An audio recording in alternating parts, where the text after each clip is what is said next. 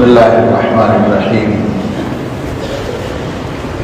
الحمد لله نحمده ونستعينه ونستغفره ونؤمن به ونتوكل عليه ونعوذ بالله من شرور أنفسنا ومن سيئات أعمالنا. من يهده الله فلا مضل له ومن يضلل فلا هادي له. ونشهد أن لا إله إلا الله وحده لا شريك له. ونشهد أن سيدنا ونبينا ومولانا محمدا عبده ورسوله صلى الله تعالى عليه وعلى آله وأصحابه وبارك وسلم تسليما كثيرا. أما بعد فأعوذ بالله من الشيطان الرجيم. بسم الله الرحمن الرحيم. اهدنا الصراط المستقيم صراط الذين أنعمت عليهم غير المغضوب عليهم ولا الضالين. اللهم صل على سيدنا محمد وعلى آل سيدنا محمد وبارك وسلم.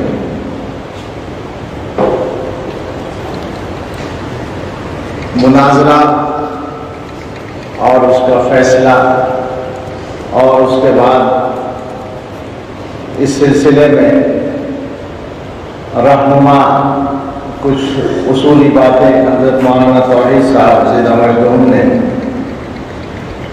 جو فرمائی، اور اس سب سے پہلے حضرت محتمم صاحب دامت برکاتہم کے ارشادات جو میں نہیں سن سکا وہ آپ نے سنے.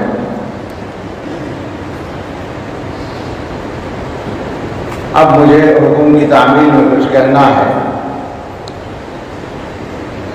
یہ مناظرہ ظاہر ہے کہ ہمارے معمول کا ایک حصہ تھا. جو طلباء کے مشقی مناظرے ہوتے ہیں ان میں سے ایک مناظرہ تھا، لیکن کچھ لوگوں نے اس کو سوشل میڈیا پر موضوع بحث بنایا. کچھ لوگوں نے بنایا اور ظاہر ہے کہ ایک فاعل ممیز کا یا فاعل مختار کا اس کا فعل اختیاری اور ارادی ہوتا ہے، تو یقیناً کچھ لوگوں نے قصداً یہ کام کیا. میرا نہیں خیال ہے کہ یہ یوں ہی خالص ذہن طلبہ نے کیا ہوگا، بلکہ جو لوگ اس کو موضوع بنانا ہی چاہتے تھے انہوں نے کیا. اور ظاہر ہے پھر اس زمانے کے ماحول میں وہ سب رد عمل ہونا ہی تھا جو ہوا ہے، بلکہ اب تک چل رہا ہے. یہاں بیٹھ کر بھی بعض چیزیں غالباً یوٹیوب پر آئی ہیں. کوئی لنک بھیجا تھا کسی نے جس میں کوئی ہندی میں غالباً بول رہا ہے، میں سن نہیں سکا. عنوان پڑھا تھا ہندی میں، لکھا تھا کہ دارالعلوم کے اس کام سے مسلمانوں میں بے چینی ہے، اس طرح کا کوئی ہندی میں عنوان ہے. مضامین بھی لکھے گئے ہیں. تو اس سلسلے میں بہت سادہ سی بات یہی ہے کہ کوئی نیا کام نہیں ہوا. سوشل میڈیا پر آنے کی وجہ سے موضوع بحث بن گیا. دارالعلوم کی یہ پالیسی نہیں ہے کہ وہ بے موقع مسائل چھیڑے یا ابھارے، بالکل نہیں ہے. اور لوگ دارالعلوم کو یہ سمجھانے کی کوشش کر رہے ہیں کہ ملت کن حالات کا شکار ہے، ان حالات میں ہم کن مسائل میں الجھے ہوئے ہیں. تو معاف فرمائیں، یہ بات آپ سمجھانے والے حضرات جتنا سمجھتے ہوں گے ہم بھی سمجھتے ہیں، اس کے علاوہ بھی ہم کچھ سمجھتے ہیں. حالات کا بھی ہمیں پتہ ہے اور زمانے کے تقاضوں کا بھی الحمدللہ پتہ ہے. ہم کوئی نیا مسئلہ کھڑا کرتے ہی نہیں ہیں، کھڑے ہوئے مسئلوں کو حل کرتے ہیں. اب موضوع پر آ جائے. خاص طور سے اس سلسلے میں مجھے جو بات کہنی ہے، لمبی بات میں نہیں کرنا چاہتا تاکہ آپ توجہ سے سن کر یاد بھی رکھ سکیں. جو بات کرنی ہے وہ اپنے طلبہ سے کہنی ہے بنیادی طور پر. اور اپنے طلبہ کا مطلب دارالعلوم دیوبند ہو یا دارالعلوم وقف ہو یا دیگر مدارس ہوں دیوبند کے یا دیوبند سے باہر جو ہمارے مدارس ہیں، ان سے کہنا ہے کہ ہوشیار رہنے کی ضرورت ہے۔ اس وقت جو لوگ چھپ کر کام کرتے ہیں بہت سے مقاصد کے لیے، اللہ خوش رکھے جنید میاں کو، انہوں نے تو بہت سے راز فاش کر دیے ان کے، وہ ماحول کا اور نوجوانوں کے جذبات کا فائدہ اٹھانا چاہتے ہیں، اور عام طور پر لوگوں سے غلطی ہوتی ہے کہ الفاظ کو عمل سمجھ لیتے ہیں، یا لفاظی کو، یا اور آسان کریں گفتار کے غازی کو کردار کا غازی مان لیتے ہیں۔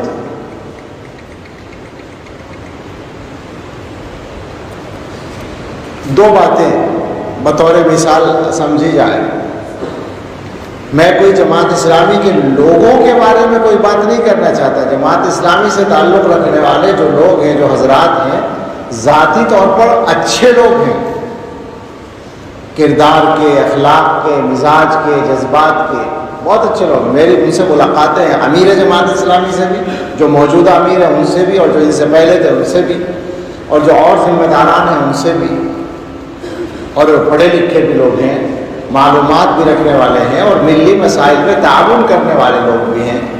تو ذاتی طور پر کسی کے بارے میں بات نہیں ہو رہی ہے، لیکن نظریے کے بارے میں بات کریں تو لفظوں میں جہاد کس نے زیادہ کیا اور عمل میں کس نے کیا، تاریخ دیکھ لیں۔ ایک دوسری مثال، قرآن کے بارے میں باتیں زیادہ کس نے کی اور قرآن کو پھیلایا کس نے زیادہ؟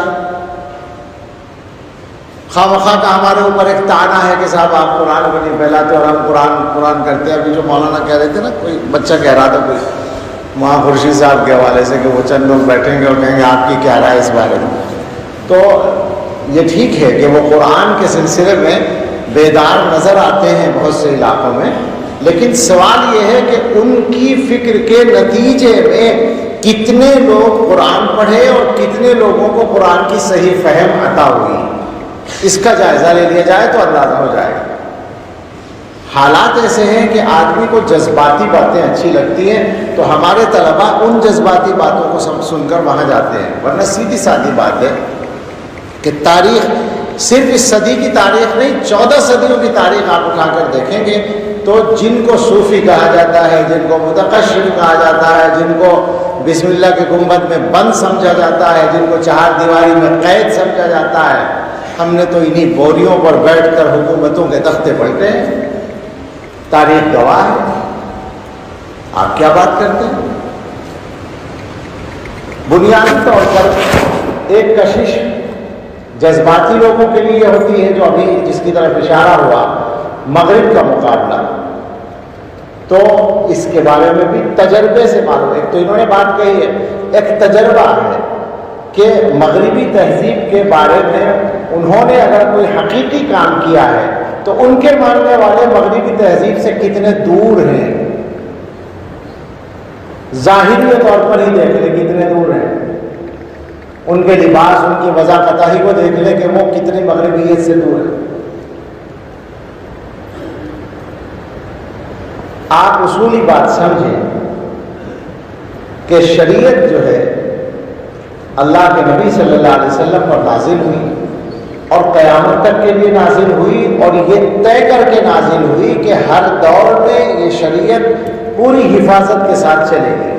رسول اللہ صلی اللہ علیہ وسلم سے حضرات صحابہ نے دین کو سیکھا، الفاظ کو بھی سیکھا، معانی کو بھی سیکھا، اعمال کو بھی سیکھا، مزاج کو بھی سیکھا، اور یہ ساری چیزیں اپنے بعد والوں تک منتقل کی۔ پھر انہوں نے اپنے بعد والوں تک تسلسل، یہ اس امت کی ہدایت پر قائم رہنے کے سلسلے میں ایک لازمی صفت ہے۔ لا تزال طائفۃ من امتی منصورین، مختلف الفاظ سے یہ حدیث آئی ہے، یہ اس کی سب سے مضبوط دلیل ہے۔ اور لا تجتمع امتی علی الضلالہ الفاظ کے بارے میں کلام ہے، لیکن معنن یہ مضمون بھی صحیح ہے اور اسی حدیث کی بنیاد پر ہے، یہ امت گمراہی پر جمع نہیں ہو سکتی۔ تو بالکل یہ سادہ اصول ہے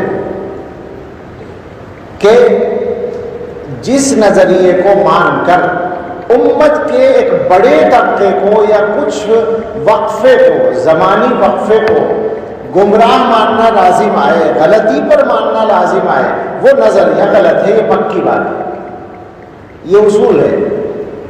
یہی وجہ ہے کہ یہاں سے صحابہ تک یا حضور تک چھلانگ لگانے والے جتنے لوگ ہیں وہ سب گمراہ ہو جاتے ہیں۔ اس کی مثالیں موجود ہیں۔ ہمارے غیر مقلد بھائی کیا کرتے ہیں کہ حدیث پہ عمل کرتے ہیں، یعنی گویا کہ مجتہدین کو نہیں مانتے، ان کے مقلدین کو نہیں مانتے، ان کے علماء کو نہیں مانتے۔ تو یہ جو بیچ کا تسلسل ہے اس کو ختم کر دیا، چھلانگ وہاں لگا رہے ہیں، گمراہی ہو رہی ہے۔ اور آج کل ایک تذکرہ بیچ میں آیا تھا، میں نام بھی نہیں لوں گا، موضوع بدل جائے گا، لیکن وہاں بھی یہ غلطی ہو رہی ہے۔ باقاعدہ صحابہ کو پیش کر کے اور صحابہ کے واقعات کی تشریح اپنے انداز سے اور ان سے گویا مسائل اور مزاج کا استنباط اپنے ذوق سے کر کے پیش کیا جا رہا ہے، اور باقاعدہ یہ تعلیم ہو رہی ہے کہ صاحب بزرگوں کے واقعات نہ سناؤ، صحابہ کے واقعات سناؤ۔ ہم صحابہ کے بارے میں جتنے شمشیر برہنہ ہے کون ہوگا، لیکن ہم یہ کہتے ہیں کہ صحابہ کیا کہنا چاہتے ہیں اور صحابہ کا عمل کیا ہے، یہ سمجھنے کے لیے بعد والوں کو تو دیکھنا ہی پڑے گا۔ تسلسل کے بغیر اس امت میں ہدایت کا قائم رہنا ممکن ہی نہیں ہو سکتا ہے۔ تو ایک بنیادی غلطی تو ان سے یہ ہوئی ہے کہ انہوں نے گویا امت میں ہدایت کے تسلسل کا انکار کر دیا، جو ابھی قرآن کی چار بنیادی اصطلاحوں پر بات ہو رہی ہے۔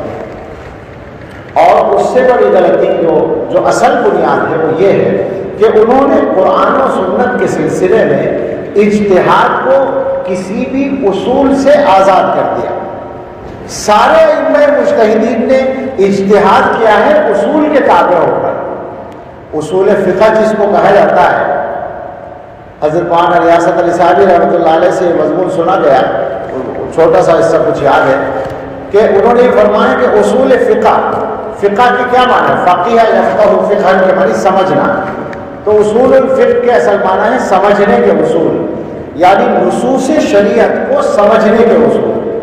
اور یہی اصول کسی بھی آدمی کے کلام کو سمجھنے میں بھی استعمال ہوتے ہیں، یعنی ایک آدمی ایک بات کر رہا ہے اور اس بات کے ضمن میں ایک بات آئی ہے، تو آپ اس ضمن میں آنے والی بات کو اگر وہ صاف لفظوں میں آئی ہے اسے آپ نص تو کہہ سکتے ہیں، عبارت النص نہیں کہہ سکتے۔ عبارت النص وہ ہے جو اصل بات بیان کر رہا ہے، ضمن جو بات آئی ہے چاہے وہ صراحتاً آئی ہو وہ نص ہے، عبارت النص نہیں ہے۔ تو اللہ کے کلام کو اور اللہ کے رسول صلی اللہ علیہ وسلم کے کلام کو سمجھنے کے لیے بھی کچھ اصول بے حد ضروری تھے جن کو مجتہدین نے شروع سے استعمال کیا۔ ان اصول سے ہٹ کر جو آدمی نصوص کو سمجھنے کی کوشش کرے گا وہ گمراہی کا شکار ہوگا۔ اور مودودی صاحب کا حال تو آپ کو معلوم ہے کہ یہ حدیث صحیح تو ہے مگر عقل میں نہیں آتی، یہ لکھ رکھا ہے، یہ لکھا ہے پر سبحان اللہ، آپ کون ہوتے ہیں کہ آپ کی عقل میں یاد؟ یہ جو آزادی ہے، نقصان کیا ہوا ہے؟ نقصان یہ ہوا ہے کہ ان کی فکر کو ماننے والے، ایک بات اور، جدید تعلیم یافتہ طبقہ دین کی طرف آیا، یہ بڑا وہ ہے ان کا، بے شک ہے ایک بڑا طبقہ آیا ہے ان کی تعلیم، ان کی تحریروں سے متاثر ہو کر، لیکن اصل دیکھنے کی بات یہ ہے کہ وہ بے دین طبقہ دین کی طرف آیا، لیکن دین کون سا ہے وہ جس کی طرف آیا بیچارہ وہ؟ آپ اس کو پورے صحیح دین کی طرف نہیں لائے، آپ نے اس کو بے دین سے کسی قدر دیندار بنا دیا یا دین سے محبت کرنے والا بنا دیا، لیکن دین کی صحیح فہم اس تک آپ نے نہیں پہنچائی۔ یہ پکی بات ہے، جس کے جو ان کا بڑا کارنامہ ہے اس کارنامے کا سکھ بھی ہے، اس کا نقص ہی ہے کہ انہوں نے دین کی وہ صحیح تشریح نہیں پہنچی۔ لہٰذا ان کی فکر سے جو طبقہ تیار ہوا اس سب کے اندر آزاد فکری پیدا ہو گئی. اور میں آپ سے عرض کر سکتا ہوں، بہت معمولی سا بے علم آدمی ہوں، لیکن میں بچپن سے جماعت اسلامی کے اتار چڑھاؤ کا مطالعہ اور مشاہدہ کر رہا ہوں. میرا جو وطن ہے چھوٹا سا قصبہ ہے بجنور کا سہسپور، میرے والد صاحب رحمۃ اللہ علیہ مولانا سعید صاحب رحمہ اللہ، وہ وہاں کی گویا سب سے بڑی دینی شخصیت تھے. اور اتفاق یہ کہ تقریباً 50 برس پہلے سہسپور میں جماعت اسلامی کی شاخ قائم ہو گئی تھی باقاعدہ، اور ان میں بعض رشتہ دار بھی تھے، تو ان سے ڈٹاکا چلتا تھا ہمارے صاحب کا. اور یہاں گنگو میں حکیم حضرت گنگوئی رحمۃ اللہ علیہ کے پوتے حضرت حکیم ننو میاں صاحب رحمۃ اللہ علیہ تھے. ان کا جب مودودی صاحب سے براہ راست تحریری مباحثہ ہوا تھا، اور اس میں وہ اجتماع گنگو وغیرہ میں ان کی تحریریں بھی مل جائیں گی، تو ان سے والد صاحب کا بہت قریبی تعلق تھا، اور دونوں کا کتابوں کا تبادلہ بھی چلتا تھا رد مودودیت کے موضوع پر. وہاں حکیم صاحب کے پاس کوئی نئی کتاب آتی تھی تو ادھر بھیجتے تھے، وہاں آتی تھی والد صاحب ان کو بھیجتے تھے ہمارے ذریعے سے. ہم گنگوں میں پڑھتے تھے اس زمانے میں. تو اسی زمانے میں حکیم صاحب نے مجھے ایک اخبار دکھایا. یہ بات ہوگی میرا خیال ہے 1981-82 کے، میں 12-14 سال کا 13 سال کا تھا، اور حکیم صاحب کے ہمیں جاتا تھا، والد صاحب کی نسبت سے وہ محبت کرتے تھے. تو انہوں نے فرمایا کہ دیکھو ابھی چند سال پہلے 1979 میں مودودی صاحب کا انتقال ہوا، مجھے یاد ہے وہ بھی. تو وہ گئے تھے علاج کے لیے امریکہ، اور 1979 ہی میں ایران کا انقلاب آیا تھا. تو وہاں جاتے ہوئے ان سے کسی نے انٹرویو لیا تھا، ایرانی انقلاب کے بارے میں بھی ایک سوال تھا. تو حکیم صاحب نے اخبار دکھایا، اس میں صاف لفظوں میں بلکہ جلی حروف میں چھپا ہوا تھا کہ مودودی صاحب نے فرمایا ایران کا انقلاب میرے دل کی دھڑکن ہے. یہ الفاظ بالکل ایسے ہی مجھے ابھی بھی یاد ہے جیسے میں ابھی دیکھ رہا ہوں. تو ان کی فکر سے جو طبقہ تیار ہوا ہے وہ آزاد فکر طبقہ تیار ہوا. میں یہ کہہ رہا تھا کہ اس 40-45 سال کے عرصے میں جو میں نے سمجھتے ہوئے اس جماعت کو دیکھا ہے، تو غیر مقلدیت کو کھاد اسی فکر سے ملا. جب آزاد ہو جائے گا آدمی تو وہ کہاں رکے گا اس کی کوئی گارنٹی نہیں ہے. اچھا، مودودی صاحب کے حد تک تقید ہے. ہمارے مفتی راشد صاحب جی کا مجدور ایک دفعہ کہہ رہے تھے کہ انہوں نے جماعت اسلامی کے ایک آدمی سے کہا کہ بھائی جماعت اسلامی کے لوگوں میں جو ہے وہ شخصیت پرستی بہت ہے. تو اس نے کہا یہ کیسے ہو سکتا ہے؟ وہ تو شخصیت پرستی کے پیچھے لٹ لیے پھرتے ہیں ان کے خیال میں. تو مولانا نے کہا کہ نہیں، میرا خیال ایسا ہی ہے. کیوں؟ کہ یہ بتائیے کہ آپ قرآن کی تفسیر پڑھتے ہیں؟ جی بالکل پڑھتے ہیں. تو قرآن کی تفسیر مستقل پڑھتے ہیں. کہا آپ کے گھر میں کون کون سی تفاسیر ہے قرآن کی؟ تو ایک ہی تفسیر ہے، تفہیم القرآن، اس کے علاوہ تو نہیں. ان سے پوچھا کہ آپ فقہ کی کوئی کتاب پڑھتے ہیں؟ تو مودودی صاحب کی یہ سب مسائل وغیرہ انہوں نے لکھی ہیں. آپ سیرت کی کوئی کتاب پڑھتے ہیں؟ تو وہ سیرت کی کتاب جو مودودی صاحب نے لکھی ہے. وہ چند موضوعات پر مفتی صاحب نے اس سے پوچھا، پتہ چلا کہ سب مودودی صاحب کی ہے. تو انہوں نے کہا یہی تو شخصیت پرستی ہے، ہم تو اس کے قائل نہیں، ہم تو سب کو پڑھتے ہیں، سارے اکابر کو، سارے بڑے علماء کو پڑھتے ہیں. تو ان کی حد تک تو تقید ہے، لیکن اسی مزاج نے ان کو آزاد کیا ہے. اور مجموعی اعتبار سے گویا علماء امت کا اور خدام دین کا احترام بھی ان کے یہاں کم رہا، کیونکہ انہوں نے صراحتاً انکار کیا ہے. جس آدمی نے انبیاء پر قلم کھینچ دیا ہو، یہ کوئی الزام تو نہیں ہے ان کے اوپر، یہ تو سچائی ہے کہ حضرات انبیاء کے بارے میں ان کی تعبیرات بالکل ردی کی ٹوکری میں ڈالنے کے لائق بھی نہیں ہے. ڈالنے کی ضرورت کیا پڑی ہوئی ہے پہلے سے. اور حضرات صحابہ کے بارے میں، اور اس کے بعد علماء امت کی گردن تو بہت آسان تھی جب پہنچنا. جب حضرات انبیاء اور صحابہ پر قلم اٹھ گیا تو حضرات انبیاء، حضرات علماء کے بارے میں کیا ہو سکتا تھا؟ انہوں نے ایک نظریہ بنایا اور اس نظریے کے مطابق سارے علماء امت کو ناکام قرار دے دیا. آپ بنیادی طور پر جو غلطی ہے اس کو سمجھ لیں. ساری بات کا میری خلاصہ یہ نکلتا ہے، فہم دین کے سلسلے میں بھی امت کے تسلسل کا انکار ہے، اور دین کی خدمت کے سلسلے میں بھی تسلسل کا انکار ہے. ان کے نزدیک کوئی مجدد کامل ہی پیدا نہیں ہوا. اب مجدد کامل یعنی قریب تھا کہ عمر ابن عبدالعزیز اس درجے پر فائز ہو جاتے، لیکن وہ بھی کامیاب نہ ہوئے بیچارے. اب عمر ابن عبدالعزیز کی جب چھٹی ہو گئی تو باقی کیا بیچتے ہیں ان کے سامنے؟ امت میں گویا اللہ کے رسول صلی اللہ علیہ وسلم فرماتے ہیں کہ ان اللہ یبعث فی هذه الامت علی راس کل مئۃ سنۃ من یجدد دینہا. حضور تو خبر دے رہے ہیں، باقاعدہ خوشخبری سنا رہے ہیں، مجدد آتے رہیں گے. اور آپ کہتے ہیں کہ کوئی ڈھنگ کا مجدد آیا ہی نہیں، کوئی کامل مجدد آیا ہی نہیں. کتنی عجیب بات ہے. یہ انکار حدیث کی بات کر رہے تھے نا، جگہ جگہ اس طرح کی باتیں آتی ہیں. آزاد ہو جاتا ہے جب آدمی تو ظاہر ہے کہ اس سے یہ سب ہوتا ہے. کل ملا کر یہ ہے کہ ایک طبقے کو دین کے قریب لانے کا کام ان سے ہوا، لیکن مجموعی اعتبار سے امت کے اندر آزاد فکری پیدا کرنے کا کام بھی بہرحال ہوا ہے. کچھ لوگوں نے لکھا ہے کہ صاحب جماعت اسلامی والے ان کی ساری باتوں سے اتفاق نہیں کرتے ہیں اور کیوں اس کو ایک فرقے کا نام دیا جا رہا ہے. تو جناب عالی فرقے کا نام ہم نے نہیں دیا، فرقہ تو انہوں نے خود بنایا. انہوں نے تو باقاعدہ بنیاد رکھی ہے. دیوبندیت کی فرقے کی کوئی بنیاد کہیں نہیں رکھی گئی، لیکن جماعت اسلامی کی تو باقاعدہ بنیاد رکھی گئی ہے. ایسے ویسے نہیں، باقاعدہ اس آبادی کو دارالاسلام کا نام دیا گیا. گویا کہ نئے سرے سے اسلام میں داخل ہوں گے اور دارالاسلام میں رہیں گے. مولانا مظہور نعمانی رحمۃ اللہ علیہ بیچارے منتقل ہو گئے تھے. مولانا عطیق الرحمان سنبھلی صاحب رحمۃ اللہ علیہ کے بیٹے بڑے چھوٹے سے تھے، اس وقت پڑھتے تھے شرح تہذیب وغیرہ. تو گویا پڑھنے کے لیے کتابوں کی ضرورت پڑی تو مودودی صاحب کی لائبریری میں سے ملی تھی شرح تہذیب غالباً، یہ لکھا ہے انہوں نے. تو وہ منتقل ہو گئے تھے وہاں. دارالاسلام آپ نے قائم کیا اور جماعت اسلامی نام رکھ کے کہ آپ نے بنیاد رکھی، تو فرقہ تو آپ نے بنایا تھا. اور جناب یہی وجہ ہے کہ آپ کی تردید کرنی پڑی، ورنہ یوں انفرادی طور پر اقبال کی کیا کیا گمراہی نہیں ملے گی. یہ جو بار بار بات آ رہی تھی کہ اقبال پر رد کرو، کریں گے رد. اقبال پہ کیا گیا ہے. اور صحیح بات یہ ہے کہ مولویوں نے تو زیادہ درخور اعتنا نہیں سمجھا. میں گستاخی کر رہا ہوں اس اقبال کے ساتھ جس پر 2000 سے زیادہ کتابیں لکھی گئی ہوں گی.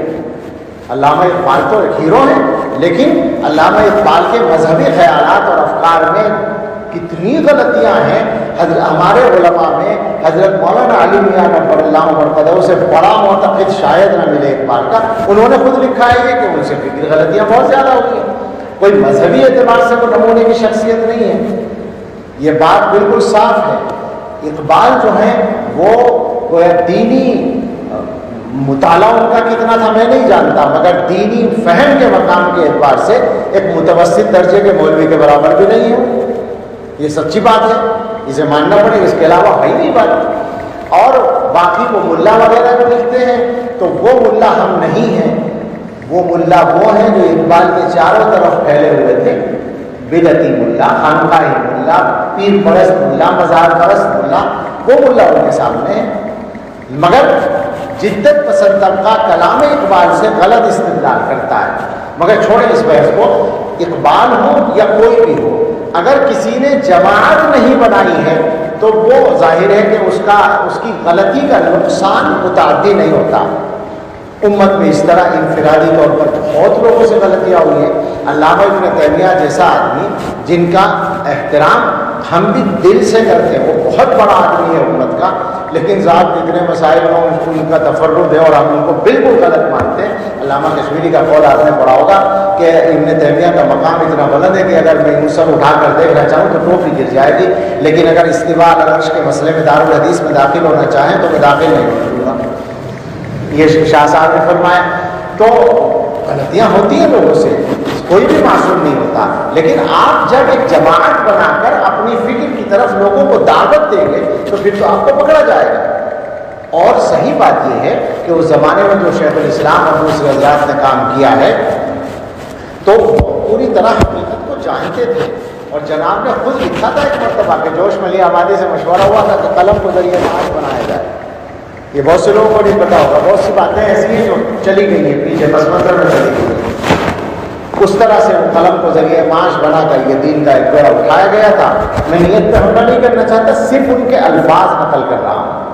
اور ایک چیز اور سمجھ لیں، بہت زیادہ بات لمبی نہیں ہونی چاہیے، لیکن ہمارے یہاں پر مدرسوں کے اندر اور دیوبند کے اندر اگر کچھ لوگ اس فکر سے از سر نو متاثر ہونے لگے ہیں تو وہ یہ سمجھ لیں کہ وہ ایک کھوٹے سکے کی طرف جا رہے ہیں. وہ غلط فہمی کا شکار ہے، وہ جذباتیت کا شکار ہے۔ ہم کسی کی ذہنیت کو محدود نہیں کرتے، ہم تو آپ سے کہتے ہیں کہ آپ پڑھیں، مطالعہ کریں، اور کھانے کے ساتھ نہ پڑھیں، یکسوئی کے ساتھ پڑھیں۔ مجھے نہیں پتا تھا اتنی وضاحت کے ساتھ اس بات کا، لیکن میں ان عزیزوں سے بھی کہوں گا، ہمارا کوئی غیر نہیں ہے وہ لوگ بھی، ان سے ہم یہی بیٹھ کر کہتے ہیں کہ اگر وہ یہ حماقت کر رہے ہیں تو اس کو بند کر دیں، صحیح کتابیں رکھیں وہاں پر، اکابر دیوبند، علماء دیوبند کی کتابیں رکھیں، اور ہماری کتابیں، ہمارے عقیدے، ہمارے خیالات، ہمارے افکار، یہ تو کوئی راز نہیں ہے، کوئی چھپا ہوا نہیں ہے، ہم کوئی اپنا فرقہ بنانے کی بھی دعوت نہیں دیتے ہیں۔ یہ بات بالکل صحیح ہے کہ ہماری فکر، جیسا کہ مولانا نے بھی فرمایا، ان بڑوں کے لٹریچر سے مرتب ہوئی ہے، لیکن اس کا یہ مطلب نہیں ہے کہ ہم الگ سے کوئی فرقہ ہے۔ ہمارے اکابر نے جہاں کہیں بھی لکھا ہے وہ یہی لکھا ہے کہ اہل السنہ والجماعہ۔ سوال یہ ہے، کیا ٹائم ہو گیا؟ سوال یہ ہے کہ جو لوگ جماعت سے، یعنی جماعت صحابہ سے اپنے آپ کو خود الگ کر لیں، انہیں کیوں پریشانی ہے کہ ہم ان کو اہل سنت والجماعت سے خارج قرار دے رہے ہیں؟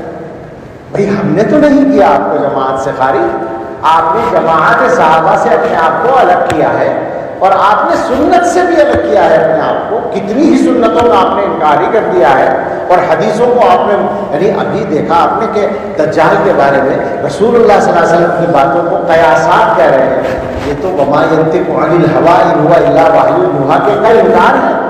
پیغمبر صلی اللہ علیہ وسلم کا اگر قیاس بھی ہے، اگر آپ کا خیال ہے وہ قیاس بھی وحی الہی ہے، اور پیغمبر کو کا قیاس تو گویا قیاس ہے، اور آپ جو فرما رہے ہیں وہ وحی ہے، اسے مان لیا جائے اور پیغمبر کے قیاس کو چھوڑ دیا جائے، عجیب باتیں ہیں۔ یہی چیزیں ہوتی ہیں، بہت باریک ہوتی ہیں۔ آپ کے لیے ضروری ہے کہ آپ پڑھیں اور صحیح چیزیں پڑھیں، خوب پڑھیں، اور پڑھنے کے بعد پھر ان کی چیزوں کو بھی پڑھیں۔ آپ کے اندر یہ صلاحیت پیدا ہو چکی ہو کہ آپ صحیح اور غلط کا امتیاز کر سکیں۔ دیکھیے صاف بات ہے، جیسا کہ مولانا نے بھی ذکر کیا، ہمیں اگر کوئی تانا دے کہ صاحب ہم اپنے طلبہ کو اپنی فکر کا پابند رکھنا چاہتے ہیں، تو جی بالکل ٹھیک ہے، ہم نے اپنے طلبہ کو منتشر کرنے کے لیے نہیں بلایا ہے، ہم نے اپنے طلبہ کو غلط راستوں پر ڈالنے کے لیے داخلہ نہیں دیا ہے، ہم نے ان کو صحیح راستہ دکھانے کے لیے داخلہ دیا ہے۔ ہم تو ظاہر ہے کہ ان کے سامنے یہی بتائیں گے کہ صحیح کیا ہے، غلط کیا ہے۔ آپ اتحاد کی بات کرتے ہیں تو آپ ہمیں بتائیں ہم سے زیادہ اتحاد کی بات کس نے کی ہے عملی طور پر۔ آپ ہمیں بتائیں کہ وہ کام جن کا نام آپ لیتے ہیں عملی طور پر کس نے وہ کام کیے ہیں۔ ہمارے یہاں اسی میں سہسپور جو میرا آبائی وطن ہے، اس میں ایک صاحب تھے، شاعر، میرے رشتے دار بھی تھے، انہوں نے اس زمانے میں جب یہ افغانستان کا معاملہ بہت گرم تھا، 9/11 کا معاملہ قریب تھا، اس زمانے میں ہم لوگوں پر ایک تنقید کسی مجلس میں یا مشاعرہ ہوگا تو مجھے موقع ملا، میں نے کہا کہ کیا اب بھی ہماری غلطی معاف نہیں ہوگی؟ ہم دنیا کی سب سے بڑی طاقت سے لوہا لے رہے ہیں اور اب بھی ہماری غلطی معاف نہیں ہو رہی ہے، مجاہد اب بھی آپ بھی۔ اچھی بات ہے، میں یہی کہتا ہوں کہ الفاظ سے خوش ہونا چھوڑ دو، یہ صرف الفاظ سے خوش ہونے کا مسئلہ ہے۔ اور مولانا نے اشارہ کیا ادبیت سے متاثر ہوتے ہیں، تو کیا ادبیت کی آپ کے یہاں کمی ہے؟ اب اس وقت بات لمبی ہو جائے گی، ورنہ آپ اپنے اکابر کی تحریروں کو پڑھیں گے تو پتہ چلے گا کہ کتنی ادبی چاشنی ہوتی ہے، اس پر مستقل کتابیں لکھی گئی ہیں۔ لیکن چھوڑیے، آپ بن جائیے نا ادیب، آپ کیجیے محنت لکھنے میں اور پڑھنے میں، مطالعہ کریں، محنت کریں، زیادہ پڑھیں۔ بالکل صفائی کے ساتھ 2-3 باتیں کہہ کر بات ختم کرتے ہیں۔ ایک تو بات یہ ہے کہ ہم اپنے طلباء کو صحیح فکر دینے کے پابند ہیں، اور اس پر ہمیں کوئی کسی سے معذرت کرنے کی ضرورت نہیں ہے۔ دوسری بات یہ ہے کہ جماعت اسلامی کے لوگ ذاتی طور پر بہت اچھے ہیں، بالکل ہو سکتے ہیں اور ہیں اپنی جگہ، لیکن جو ان کی فکری غلطیاں ہیں وہ بھی اپنی جگہ ہیں، اور ان کو غلط کہنے سے ہم باز نہیں رہ سکتے، یہ ہماری ذمہ داری اور مجبوری ہے۔ اور ہمارے سامنے جو راستہ ہمارے بڑوں نے چھوڑا ہے، ہم جانتے ہیں کہ آج کا کوئی بڑے سے بڑا مفکر ان حضرات کے رسوخ فی العلم کا پاسر نہیں ہو سکتا، لہذا حضرت قاسم نانوتوی، حضرت گنگوہی، حضرت شیخ الہند، حضرت سہارنپوری، حضرت تھانوی، حضرت مدنی، حضرت علامہ کشمیری، حضرت مفتی کفایت اللہ اور ان حضرات اور حضرت حکیم الاسلام، ان کے راستے کو ہم چھوڑنے کے لیے تیار نہیں ہیں، چاہے کوئی بھی چھوڑنے کے لیے تیار ہو جائے۔ میرا آپ مفہوم اگر سمجھ رہے ہو تو سمجھ لیں، اور جہاں پہنچنی چاہیے بات وہاں پہنچ جائے۔ سب کو یاد رکھنی چاہیے یہ بات کہ آپ اگر قاسمی ہیں اور آپ اگر نسبت رکھتے ہیں اکابر دیوبند سے، تو ان کی فکر پر آپ کو رہنا پڑے گا۔ ہم اس فکر سے ہٹنے کے لیے تیار نہیں ہیں، اسی پر جینا اور اسی پر مرنا چاہتے ہیں، اس لیے کہ ہم اسی کو ہدایت کا راستہ سمجھتے ہیں۔ باقی ہم بے وجہ مسائل کھڑے بالکل نہیں کرنا چاہتے۔ یہ سوشل میڈیا پر قصداً چھیڑا گیا تاکہ ہمیں مطمون کیا جا سکے، میں تو یہی سمجھ رہا ہوں۔ باقی اللہ معاف کرے، کسی نے کیا کیا اللہ تعالیٰ ابھی تک جانتا ہے، لیکن جو طریقہ اختیار کیا گیا ہے، سوال یہ ہے کہ اگر ایک مناظرہ ہو رہا تھا جیسا کہ مستقل ہوتا رہتا ہے، معمول کا ایک حصہ تھا، تو آپ نے سوشل میڈیا پر طوفان کھڑا کر کے آپ نے اتحاد کو ختم کیا یا ہم نے کیا؟